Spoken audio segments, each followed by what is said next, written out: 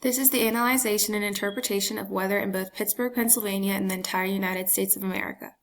Here we will be predicting the weather for November 12, 2015 to November 13, 2015. This is Pittsburgh, Pennsylvania.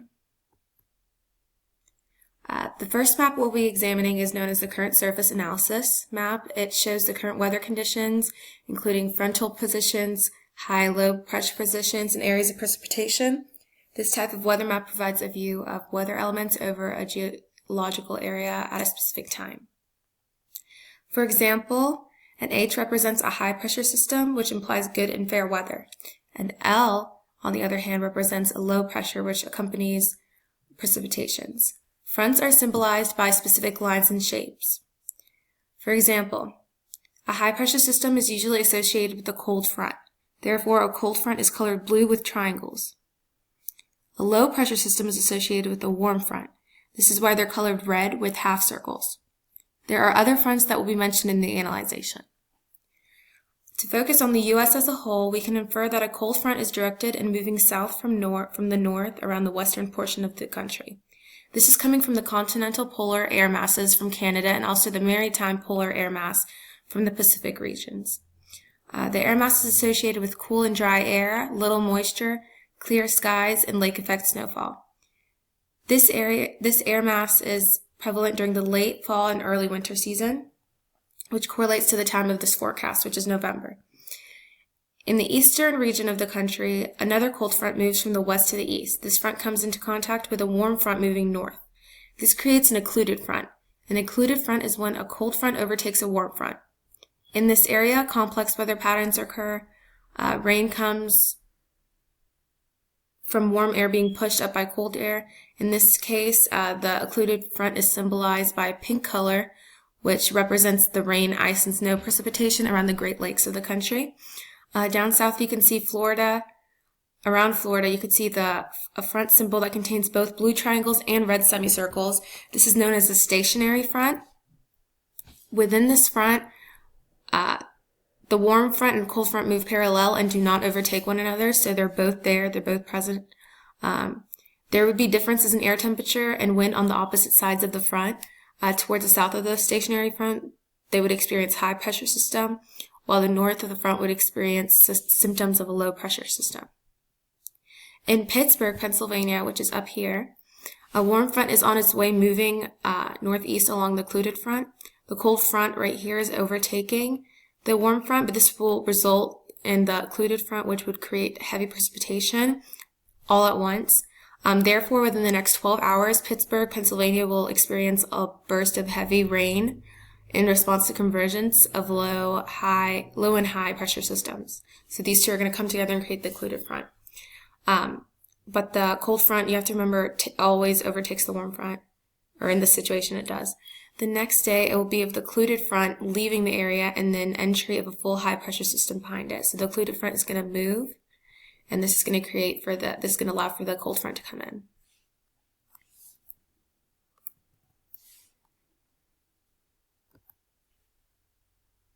Okay.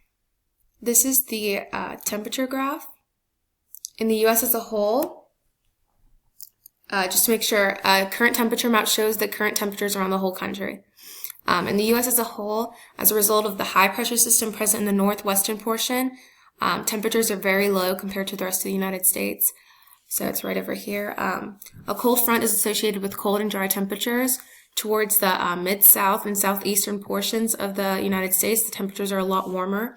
This is the result of both the involvement of a previous low pressure system and the placement of states along the route of a maritime tropical air mass, which results in much warmer temperatures, lots of moisture, and plenty of humidity.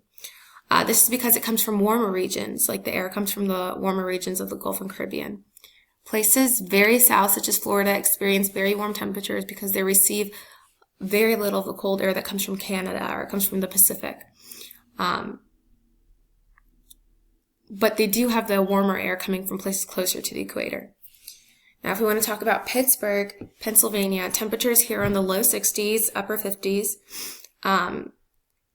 Temperatures in the low 60s do not correlate to any type of cold precipitation such as sleet or snow or ice. because it's way above the freezing point. That way, if you go back, you could see that there's rain, ice, and snow here, but it's not going to make it to Pittsburgh because of the high temperatures. Therefore, I conclude that the precipitation following will most likely be rain. The temperatures are high in this area due to the fact that there is a warm front coming in from the south, and this results in warmer temperatures. So if you could see here, the warm front is coming up from the south. Within the next 24 hours, as the warm front passes, temperatures will go down. So as the warm front goes through this area, temperatures will go back down as the cold front moves in this area. Okay, and this is a precipitation graph. A precipitation map shows the amount of precipitation that has accumulated within the last 24 hours and also provides predictions. In this map, the amount of rainfall accounted for is represented by the type of color in that area. For example, very light rain is symbolized by the light green. As you get darker, that means it's heavier. As soon as you get to yellow, that gets a lot heavier, and further on, it gets heavier. In the eastern United States region, you can see that there's very slight precipitation right over here, so where North Carolina is. In this map, this is because the high pressure systems are associated with dry air and less moisture. So when you have a high pressure system here, you're not going to have any rain, and there's going to be less moisture available to make clouds. The heaviest precipitation is present near the Great Lakes region. So right over here, you can see that it's yellow, so it's covered, it's heavy rain. This is because a low pressure system is prevalent here. In Pittsburgh, Pennsylvania, which is right over here, you could see that precipitation is just beginning and it's getting towards the heavier side. This is because a warm front is coming in, and as a result of the cold front coming in, it also creates an occluded front. And one of the characteristics of an occluded front is sudden fall of heavy rain. This heavy precipitation is going to be prevalent in Pittsburgh, Pennsylvania. So in conclusion, Pittsburgh, Pennsylvania, within the next 24 hours will experience very heavy precipitation, about 70% chance. Temperatures will stay in the low 60s. Small bands of rain will continue through the night into the next day in the morning. On November 13th, 2015, rain will taper off by midday, November 13th. Temperatures will be dropping through the day into the low 50s as the cold front moves in, and as it's taking over the warm front, so it's going to be a cold front now. Skies will become clear at night into the next day with more breezy temperatures and dry air. This is associated with the high pressure systems. Okay, the United States of America forecast. So this is the entire United States. I'm going to go by region. So in the Northeast, on November 12th, 2015, heavy band of rain is going to occur throughout the day, which is going to be an 80% chance as the occluded front moves out. So because of the occluded front, there's going to be heavy rain. Temperatures will remain in the mid-60s on this day. On the next day, periods of heavy rain will be present in the morning. Depends on what part of the Northeast you're located in. If you're more east, then you're going to experience the periods of heavy rain in the morning. If you're more west in the Northeast, you would experience less. It will taper off throughout the evening. Temperatures will begin to fall at night as the cold front moves in. So the cold front is moving in, which leads to dry air and cold temperatures.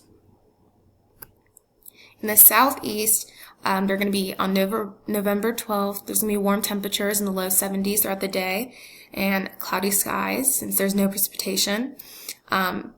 Precipitation will be moving in on November 13th, 2015. Light rain showers throughout the day.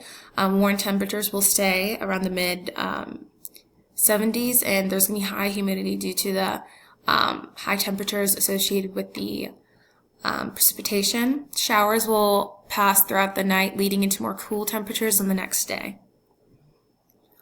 In the west, so this is going to be California and that area. On November 12th, there's going to be clear skies. Temperatures range from the mid-50s to the mid-60s. And since there is a high-pressure system, there's not usually any precipitation down in the California area. So that's why you are more likely to see clear skies and an average temperature. On November 13th, 2015, they're also going to be clear skies and temperatures ranging from the mid-50s to the mid-60s. So there is no real change down in the west. In the Midwestern region, on November 12th, 2015, heavy rain will be present throughout the day. Temperatures in the upper 30s to lower 40s, so it's going to be cold with the high temperatures, or the heavy rain, sorry. On November 13th, 2015, there's going to be clear skies, and this is because the rain is going to move out, and this is going to lead to the cold front coming in, which is going to lower the temperature to the low to mid 30s. In the southwestern region, so this is going to be like Arizona, that area, on November 12th, you're going to see light rain in some areas, but this is going to be in eastern Texas mostly because the rain is coming in. It's moving to the east. Temperatures are going to be in the low 60s since they're so close to the south and they're getting that the tropical air mass that comes in from the Gulf. On November 13th, 2015, clear skies this is as a result of the rain moving out. The cold front will come in, and this is going to result in temperatures in the mid-50s, so the temperatures will drop.